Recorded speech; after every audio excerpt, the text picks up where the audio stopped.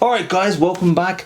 This is the final video of this little mini series, guys, where I show you how to basically save a ton of money. I'll show you guys I've shown you guys how to develop your film. I've shown you guys how to scan the film all at home. And if you haven't already seen those videos, then go ahead and go watch those videos, then come back here and watch this one. So today's video is sort of the final piece in the puzzle of creating a photograph. Of course, unless you wanted to print your photos, but this is the final piece, and that is editing. Sometimes editing can just take your image from here to here, you know, just take it to another level. But I just want to let you guys know that we can't talk about it too loudly because my flatmate is a bit weird about the topic. I mean, he's totally cool, but he kind of just loses his shit whenever anyone tries to edit the film. What?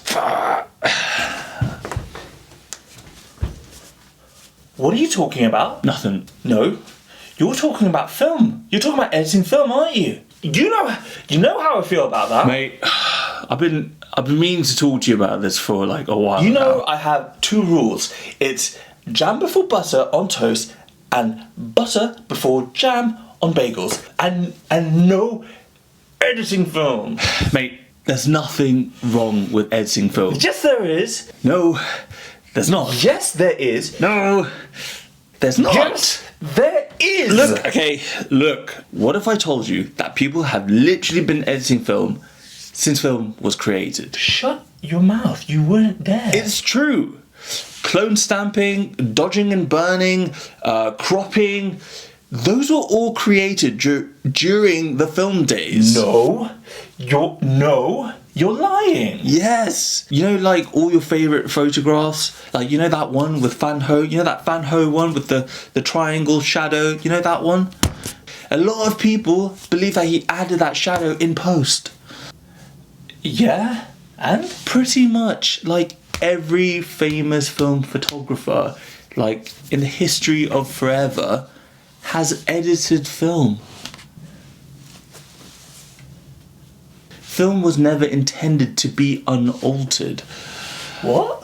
Of course you don't have to edit your images, but it's utter nonsense to not allow yourself to use photographic tools that are available to you and that have been around for as long as photography itself has been around. Wow. At the end of the day, if you create a sick image, like, no one should question your process. Like, think about it this way. You wouldn't question a painter's process, would you? I mean, no, yeah. Yeah, and it's exactly the same with photography. It's just another medium of art. Cameras are just paintbrushes. Yeah, that makes a lot of sense. Yeah. Cool. I'm glad that's sorted now. Right. Anyway, do you still need me to pick up that hemorrhoid cream for you? Dude, what the hell? I'm recording. Oh, yeah, sure. Sorry. Do you still need me to pick up your hemorrhoid? Get out! Get out! Okay. Oh, geez, alright, man. So basically, I use Photoshop to edit. You can use Lightroom or whatever other editing software. Photoshop is just the one that I learned how to edit, so this is what I'm using. Before we start any sort of editing process, I always create a new layer, a copy of the background, or a new layer. And you do that on a Mac, which is what I'm working on, by pressing Command J. And now the first thing I do always is sort of clean up the image, try to find any sort of dust to get rid of. And I found a new way of getting rid of dust. It's a lot faster. So you do that by going to filter, and then you go to noise, then you go to dust and scratches, and then you sort of play with these two parameters, radius and threshold. You want to zoom in by doing Command and plus, just seeing how it affects. So you can see it's sort of, but this has sort of enough to get rid of the biggest bits of dust, and then okay. So now you can see that it sort of affected the entire image, and sort of made everything blurry, but that's not what we want. So we want to sort of paint in that effect. So you go to history, go back a layer, So layer by copy there, and then you click on the little box next to the dust and scratches, and that creates a new history brush. So now we press Y, and that brings up the history brush, and you want to make sure that the blending mode is on darken as it is here, and you want 100% opacity, and then you just basically brush it in. So I might need to go over again with the healing brush there, but for the most part this method gets rid of most of the dust really quickly. And this is why we use a stabilizer, because it makes less dust stick to the film. Had we not used a stabilizer, we would see a lot more dust. Trust me, there's no way of perfectly getting rid of all the dust, at least at home as far as I know. But yeah, so that's quite a quick process. We saved, it didn't get rid of it there, so I might use the spot healing brush there. So you click it there, and then let me just reduce the size of the brush and then just dot over it. Okay, no, that didn't work, so I'll go again, and I'm gonna just go over that. And yeah, that looks good enough to me. Yeah, that looks good enough for me. You zoom out, you don't really notice it. So now I'm going to start dodging and burning, and I usually just do that in parts. So just so you guys know what I'm doing, I'm going to darken the foreground, create a sort of little gradient mask here, and I'm going to darken the background, and then I'm going to make my subject, which is obviously this gentleman in the trench coat, make him pop out. There are many ways to dodge and burn. The way I do it, the way I find easiest, is just to do it through curves masks and then painting in the effect. So now I'm dropping it down, I'm darkening it, I'm looking specifically at the bottom of the frame. So I'm going to see how this affects the bottom of the frame, and I'm happy with that shadow, that amount of darkness. So I want to use a gradient mask because I don't want this effect affecting the entire image. I just want the bottom half, and I want it to sort of gently blend in. So I'm using the gradient tool, and then I drag it down. So as you can see, the mask here, the white is what's visible, and you can see it's just only affecting the top half. So I want it about there. I think that's a good amount. So you can see what it does. So it just darkens that bit. It just creates, I know, for me, I always find that darkening the bottom half, like the foreground, creates like it makes the scene just look a bit more dramatic, and it focuses your attention to the center of the frame. And now I'm going to start painting around the subject. So I'm going to use the same, I'm not going to bother creating a new layer. So I'm just going to switch over to the brush tool by pressing B. I make sure that the brush tool is on 18%, and then I'm just going to brush around my subject. I'm just going to keep going until I'm happy with how dark it is. I must say, like, you want it to be subtle. You don't want to go too crazy, you don't want to go too heavy. I don't think I'm happy with that about that much. You can see, like, it's very subtle, but it makes a huge difference in my opinion. So there we are. It's basically just the top. There we go. So I'm happy with that layer. That looks good to me. So now I want to make my subject pop away from the background even further, and I'm going to start lightening or dodging the subject, this guy here. So again, we create a new curves layer. So now I'm going to bring up the tone curve up, and I'm looking just at the coat, seeing how this affects the coat. And I don't want to go too high, because now, like, look, now the coat looks completely blown out. I just want to lift it up just a bit, just to highlight it. I still want to be able to see the details in the jacket, like the creases and such. So, and that looks good to me. So now I only want to affect, my subject. So what do? I click on the mask, and then I invert it. So now, and then I'm going to start painting in the effect. I press B for the brush tool, and then I'm just going to reduce that. And now I'm just going to start painting it in, the effect. Without the effect, with the effect.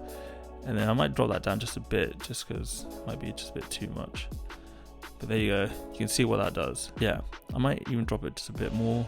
Yeah, so I like to toggle in between, turning it on and off, just so I can see, what difference it actually makes, if it makes a difference at all. A lot of the times I'll add a layer and it doesn't actually make that much of a difference, or it doesn't actually enhance the image in any way. So now I want to create even more texture, create more sort of drama in the coat itself, and I'm going to start burning sort of the shadows and the creases of his coat. Creating another layer, and this time I'm going to darken it, so I'm going to bring down that curve, and I'm looking specifically at the creases and the shadows in his coat. That's what I'm worried about. So then, okay, so I'm happy with that amount, so I go over to the curves mask, and then I invert that, press brush tool, zoom in, and now I just paint in over the creases and the folds, the pleats, just the bits that I want sort of darkened. I might even darken around his neck here, just to increase that. So yeah, I'm just creating this. It just gives a bit more shape, a bit more drama and texture to his coat. You can see the difference that makes. It's very subtle. I'm gonna do a final step, and this is a saved action. It's just like a finishing touch, just like a little garnishing, the little cherry in the top that I do on a lot of my edits. And it's actually I have it saved as an action, and I learned this step for step from Peter McKinnon. If you've seen his video about how to make images look punchier, this one right here, that's exactly what I've done in this action. I've literally, I saved every single one as an action in Photoshop, and I've named it Make Shit Look Punchier, and you'll see what it does. I'm just gonna play that action right now. And there you are. It just makes the image look sharper, look a lot looks crispier, looks more dramatic. You can see, yeah, I rate that. I'm a big fan of that. Might drop down the opacity of the soft light. Just, yep. I like it a lot. The one thing I want to change is the colors now. It's just a bit too cold, a bit too blue, a bit too glum. I know it's winter and it is glum and it is gloomy. It's pissing it down outside, but we can, with the power of Photoshop, we can at least trick ourselves that it is nice and sunny and warmer. So what I'm going to do is I'm going to warm up the tones in this image by creating a color balance layer, and I'm just going to play with the colors here. I'm going to add a bit more red, maybe a bit more, a bit more red, a bit of green, a bit of yellow. Yeah, I think about there. Yeah, I think that. And then what I'm also going to do, so now it's here, so that just looks a bit warmer. Maybe add a bit more red. No, let's turn it a bit magenta. No, I think that looks good. Okay. Maybe a bit yellow. Don't want it too yellow. Okay, I think I'm happy with there. And then I'm also going to add a warming filter. New layer, photo filter, and there we go. I think that's good. I'm pretty happy with how that image looks. So if you want to see what that looks like before and after, just select it all and then Command G to create a group, and then there you go. Pretty drastic change, I'd say. But as you can see, I think you'd agree with me that the second image just looks a bit better, a bit warmer, a bit more inviting, and there's just more drama in there. Had we not done all this dodging and burning, I just don't think there would be as much drama. Of course, you can darken that. You can increase that drama even more by darkening the background even further. But to me, I'm immediately drawn to the subject, drawn to this gentleman in the coat immediately. Anyway, guys, I hope you enjoyed that. If you liked the video, comment down below what you guys thought. Do you have any tips and tricks that you'd like to share with everyone else with how you edit your film? If you guys don't know how we do things around here, I upload to this channel twice a week.